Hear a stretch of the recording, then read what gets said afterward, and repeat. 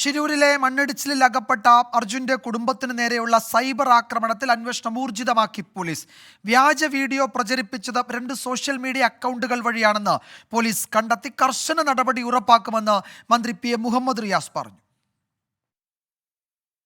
അർജുന്റെ തിരിച്ചുവരവിനായി പ്രതീക്ഷയോടെ കാത്തിരിക്കുന്ന കുടുംബത്തിന് നേരെയാണ് സോഷ്യൽ മീഡിയയിൽ വ്യാപകമായ വ്യാജ പ്രചാരണം.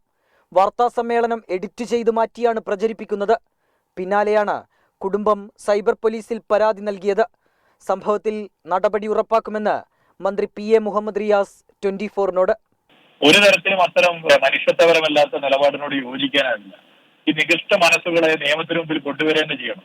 വീഡിയോ പ്രചരിപ്പിച്ച യൂട്യൂബ് അക്കൗണ്ടുകൾ കേന്ദ്രീകരിച്ചാണ് പോലീസിന്റെ പ്രാഥമിക അന്വേഷണം. വ്യാജ വീഡിയോ പ്രചരിപ്പിച്ചത് 2 സോഷ്യൽ മീഡിയ അക്കൗണ്ടുകൾ വഴിയാണെന്ന് പോലീസ് കണ്ടെത്തി. ചില ഓൺലൈൻ ചാനലുകളിൽ വന്ന പ്രചാരണങ്ങളും പോലീസ് നിരീക്ഷിച്ചു വരികയാണ്.